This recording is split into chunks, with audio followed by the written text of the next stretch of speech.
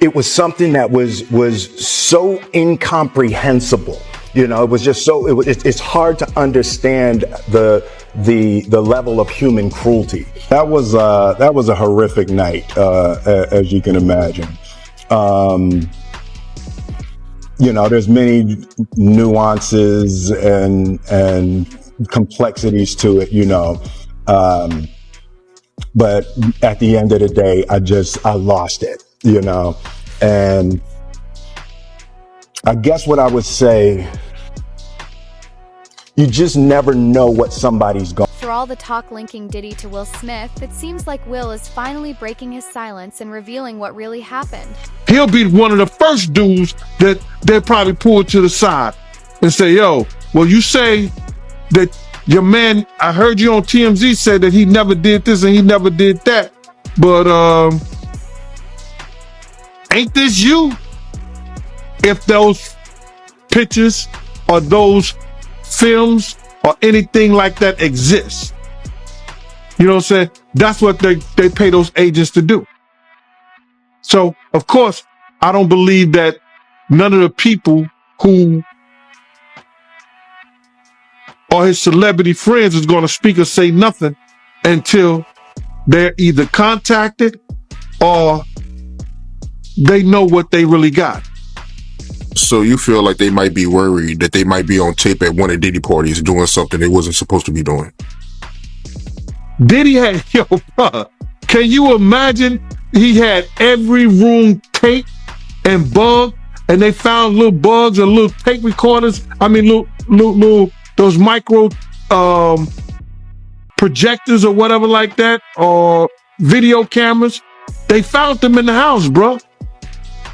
So by them having those things in the house, and people know there's drugs, there's alcohol, there's loose women, there's loose men,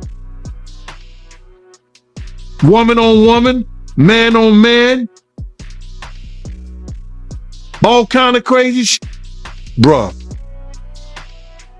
they just wondering who or when they're gonna let this stuff be known. But not only celebrities, I don't think it's only celebrities gonna be shook. He had politicians in there. He had princes in there. He also had a couple of preachers in there.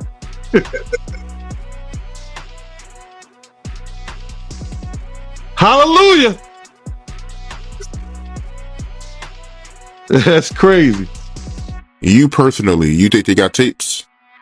Well, my personal opinion that if Lil Rob could be trusted and his statements are true, they got him. They got tapes of stuff. Even if Diddy ends up facing charges, Whittle might not be off the hook. Rumor has it he held onto tapes, possibly to use as leverage against others. Picking and WillSmith, you told me before that you was at a party before that they attended and you said the party was weird. Tell me about that. Okay, this is boxer. His name's Twan. He's from our neighborhood. He was married to Tanisha Arnold. So the broad played Pam on Martin Lawrence. We went to the party with her. I mean, it was matter of fact, it was a set it off party. Jada Pickett, Vivica Fox, all of them was there. You know what I'm saying? It was just seemed like Puff and Tupac was like a couple, seemed like to me. It was just a lot of weird shit going on, you know what I'm saying? The vibes ain't there. I guess that's what Tupac was talking about, the Illuminati and shit. It's like Vivica Fox was with this big gay man. He was 6'9". They called him, his name 6'9". He had the red hair with a big old booty and shit. Nobody was gaying him over. What the fuck is going on here? It's just a lot of weird shit, dude. You know what I'm saying? That shit, it ain't right. You know what I'm saying? I guess that's what Tupac, I guess he wanted to get up out of the Illuminati or something. But I seen her there. Matter of fact, MC Lyte pulled off with Tanisha Arnold. You know what I'm saying? In her brand new 560, black one. Yeah, that shit weird, dude. Yeah, that's some weird ass shit going on, you know? Yeah. And what was Tupac doing at the party, yo? Him and Puff was there together. They was there, you know what I'm saying? Party was weirdoed out. Yeah, and it was Jada Pickett. Well, You saying the whole party was weird. What did you see at the party that made it weird? I mean, I'm confused. I guess it was the Illuminati. It's just weird. I know I wouldn't want to be part of no shit like that. You know what I'm saying? You know, I'm from the old school, dude, and that shit wasn't really tolerated with my generation. You know what I'm saying? Yeah, hate crime, yes, but it's more tolerated these days and nothing like that. It's more, you know what I'm saying, more open now, you know what I'm saying? But back then it was kind of fishy, you know what I'm saying? Still kind of fishy, you know, but it's more, you know, out there now. The incident y'all had with Warren G and Kid Frost. Tell me about that, my man. Okay, Kid Frost that gave a party at the House of Blues. One of our big homeboys wanted to go with us, you know what I'm saying? So he went with us and we said, ooh, you young niggas have fun. So one of Kid Frost's homies still on my big home. This isn't just smoke and mirrors. Multiple sources have come forward claiming they've seen Diddy and Will together firsthand, adding even more fuel to the fire. A big breakup for us. We were actually looking towards separating and divorcing. And we separated. The world just didn't know. Then we had a reconciliation. And then 2016 came and we had the ultimate break. But the world didn't know. And I think that that's where some of the misconception about having an open marriage came into play, because we were living lives as single people and the world didn't know. Over the span of 12 years of just trying to figure out this thing called love and marriage between Will and I, it's been a trip. And I think that even with that entanglement piece, which I talk about extensively in the book, how I played a part in the misconception of that narrative of allowing myself to be portrayed as an adulteress, allowing myself to be portrayed as someone that had betrayed Will, and that wasn't the case. We broke up in 2016. He went on to live a life as a single man. I went on to live a life as a single woman. And then when we had the talk at the red table, I was going to go to the red table by myself to talk about the entanglement. But Will decided he wanted to come with me. And we were going to then tell the world, hey, we haven't been together. And this happened during that time. Well, when we got to the table, Will wasn't ready. He wasn't ready. He wasn't ready for the world to take this heat. Because guess what? The heat is coming either way. Whether when we decide to get divorced, when we decide to separate, whatever. This is my practice run. Strip it down. Let it go, Jada. And then let's see what's left. I didn't have to put that particular show out, but I had already gotten myself so ready for that journey for myself. And to me, that was moving closer to my freedom than holding back and creating a narrative that I felt like was just going to entrap me more. And as difficult as it's been, because the irony is I spent so much of our relationship having this open communication between he and I, creating this beautiful friendship of authenticity and honesty. And so to be labeled as someone who had cheated on him was devastating. But it also put me in a position where I had to learn how to let go of what anybody thought about me and really be 10 toes down on understanding who I am and being able to walk in that. You know, it's kind of like that is the walk when they talk about walking on hot coals. It's like creating that level of when we talk about that inner world work and creating that like strong foundation within yourself of knowing exactly who you are, no matter what other people think about you. I mean, I've gotten that to a certain degree. And so that was a very challenging moment.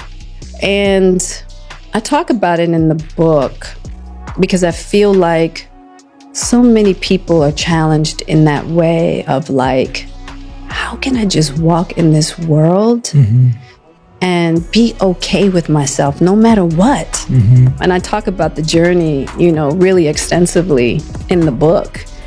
But there have been so many misconceptions about my relationship with Will. But I think that everybody suffers misconceptions. Once again, whether you're head of that PTA and your husband's that doctor and you're the lawyer, you know what I mean? And you're like the creme de la creme of your friend group or, you know, of your community.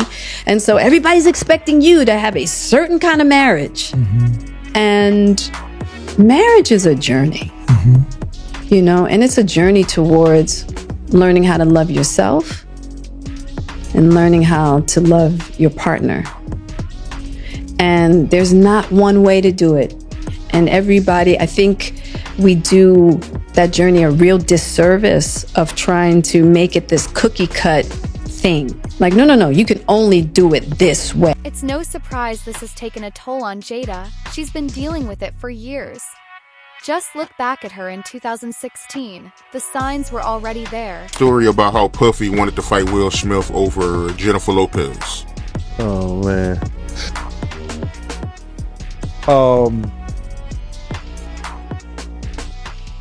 We were at a birthday party that I think either Matt Damon was giving for Ben Affleck. It was just a little gathering. It was at the Four Seasons. Will Smith and his sister and her husband, we were all sitting on this side of the room. Matt Damon, Ben Affleck, Jennifer Lopez, Puff, Will Smith, and Jada, and it was sitting on the other side of the room.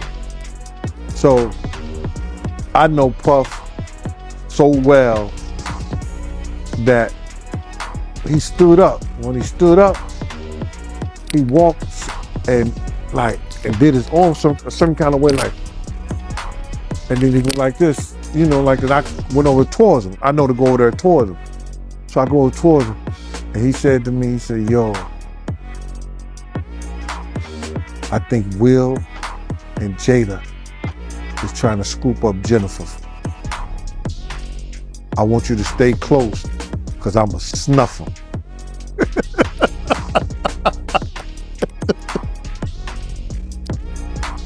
I said to myself, Will Smith gonna beat the shit out you.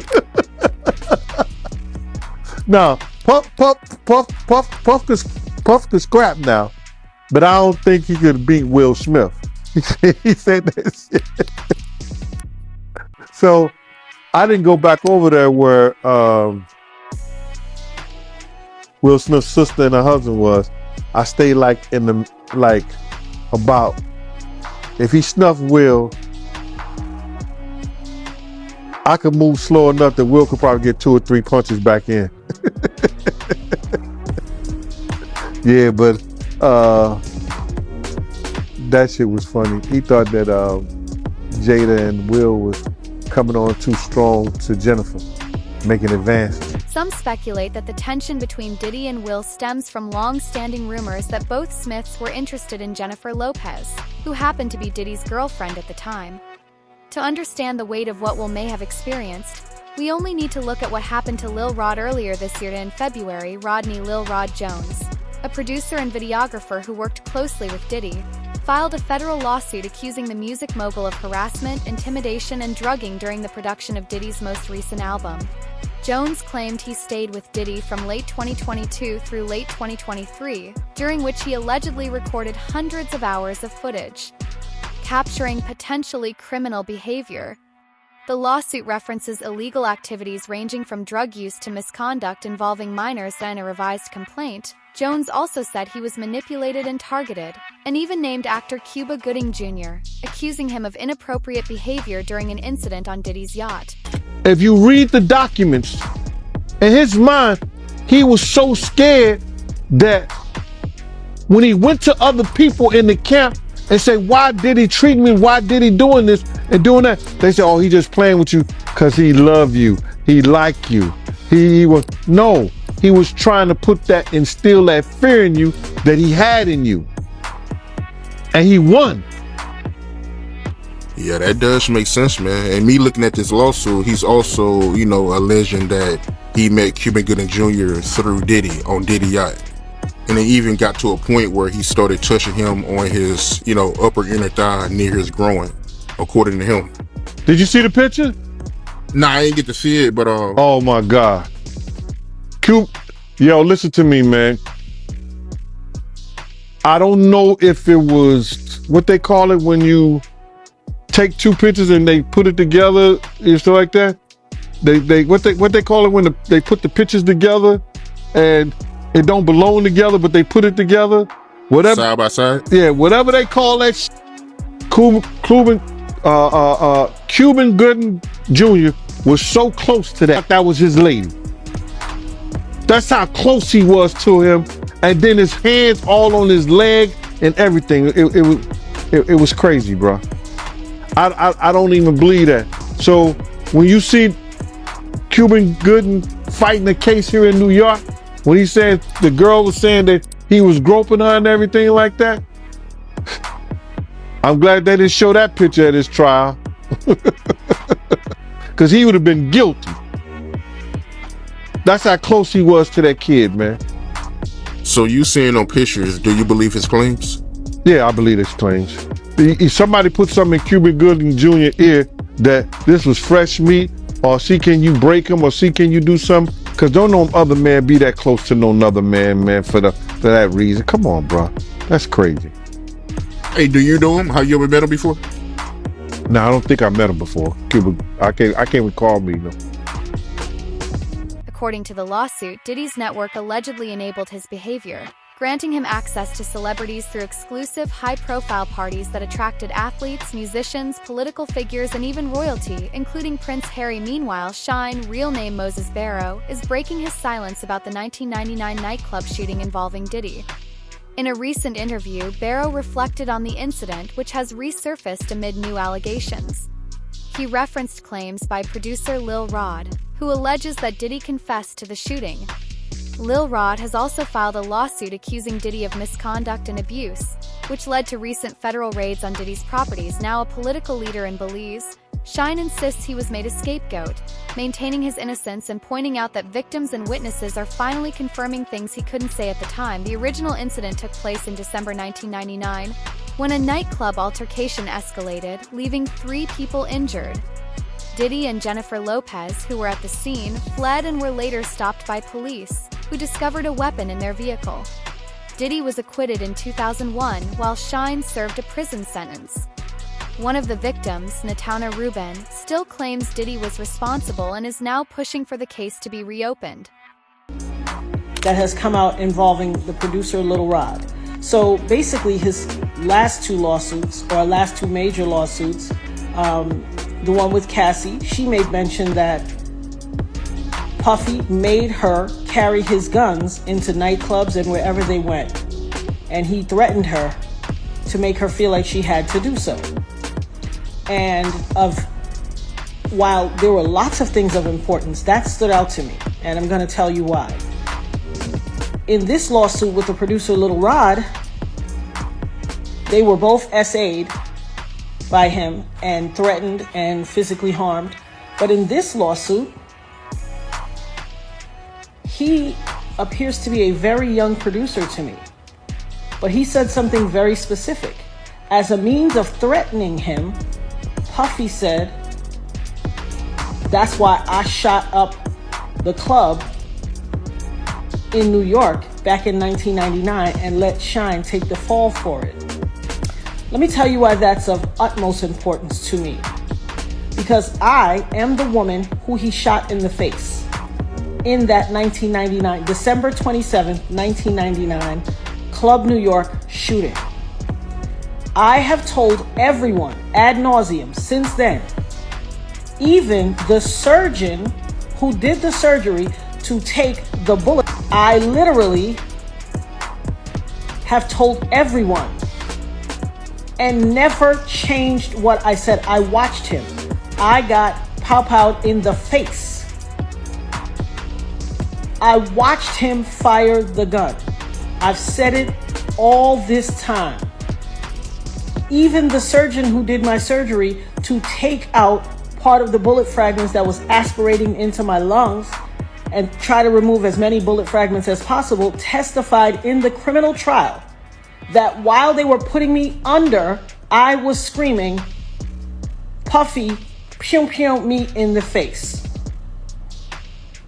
He testified in the criminal trial. It is in the record. They all knew he did it. Everybody knew he did it. But he paid off the club bouncer named Sharice and all these other people and the club owners with their video to hide the video. That's his MO. I told everybody that. This man almost took my life, has traumatized my life, has caused undue harm, irreparable damage to my life, lied his behind off. I've had all these youngins on the internet harassing me, swearing that I'm making it up that he did it. And look what he did to Little Rod. He threatened him. Oh, you don't think I bust my gun? I shot up the club in Club New York and let Shine take... Well. It only took 24 whole years for it to come out. You see this tattoo? This commemorates me getting shot. It took 24 years for him to come out and say it. I've been saying it all along, but y'all pick and choose who y'all want to believe. Oh, baby. You ain't seen nothing yet. Not only did he pew me in the face, he also set off a course of harassment against me for the past 24 years. When I tell you the things I went through, there was a time in 2017 and 2018 where I got 7 flats on my BMW. 7, the same tire, in a 2-year span. 7 on the same tire, and they were all new. Every time it happened, I had to get a new tire. I have the pictures to prove it. Harassing me. You want to know why? Because prior to Cassie, I was the only person to be victimized by him and then to successfully sue him and get paid. And he had to pay me out of his pocket. He has never gotten over that. Oh, baby.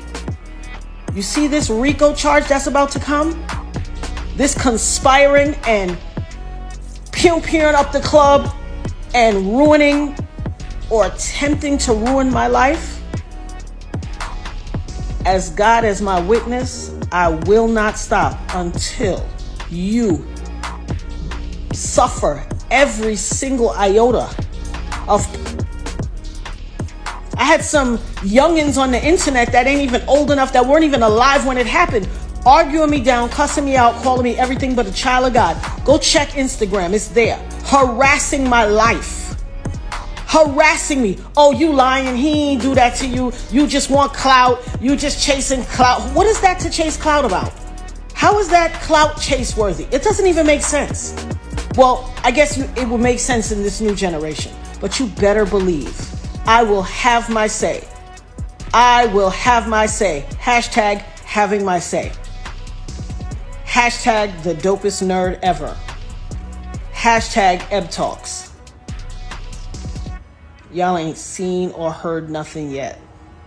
I see. How you feel about the victim of the club shooting? I gotta ask you about this, man. How you feel about her coming out now saying that, you know, Diddy, he shot her and not Shine? How you feel about that? Well, the way I feel about that, the case is closed, bro. It can't be no double jeopardy. It can't be no retrial, because they already had a trial and a man was convicted for her injuries. A man already did time for her injuries. You understand? If they would have to go back and see that if there was ballistic tests done on Jennifer Lopez, on Puffy, God bless the dead, on Wolf, did they do ballistic tests?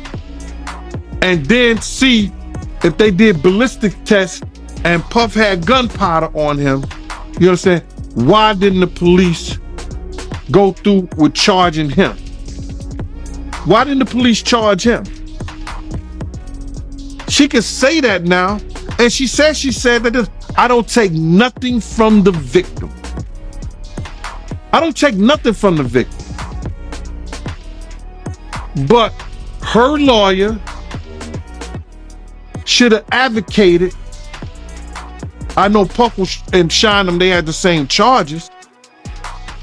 But like I said before, and like Sean said also, Sean said this also, because it's true. Puff had witnesses that come in to testify against Sean. Now, and the case is over with. It's been what? Well, how many years it's been? 15, 20 years? 15, 17, 15. Sean went to jail for 10 years. It was in 99, right? So about 23 years, huh? About 20 some years. Ain't nothing they can do about that, bro. They can't reopen that shit and charge him. Yeah, I mean, she did say that she, willing to lose an eye for authorities can, remove the bullet fragment from her eye for they can use it as evidence against Diddy. So, I mean, she did say that. Bruh, I find that shit to be hilarious. How much money would you give for your eye? How much money would you give for your eye? They didn't even say Puff had a gun. They didn't even find. Sean got caught with a gun coming out the club. They didn't catch Puff with a gun on him. They caught a gun in the car. There were 4 people in that car. 1 person is dead. What do you think the lawyer's gonna say? It was his. It was the bodyguard. It was the security. It wasn't Mr. Combs. You understand what I'm saying? So, she willing to lose an eye?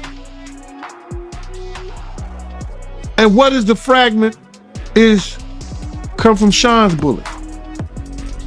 Because what happened was, bruh, they shot in the air and things ricocheted and hit. These new reports, right? How you feel about them saying that, Jennifer Lopez, she was carrying the gun in her purse? My man, you can't make me believe that. I've been around Ms. Lopez plenty of times. And even though they say Jenny from the block, she didn't rock like that, bro. For real, for real. I've been around Ms. Lopez a few times. More than a few times. You understand what I'm saying? She did not rock like that. She don't get down like that, bro. Not at all. She wouldn't be carrying no gun for no Puffy. Not at all. I know that. Yo, I would bet anything on that one, bro. That's right there. That's some internet bullshit. So with that being said, right, how exactly did Diddy do Sean wrong when it comes to the case? If you don't mind me asking, break that down. Well, I believe Diddy did Sean wrong because he told security at the time, and the head of security of his everyday operation was Paul Offer. If y'all know somebody who was there at the club that witnessed the shooting, go find them.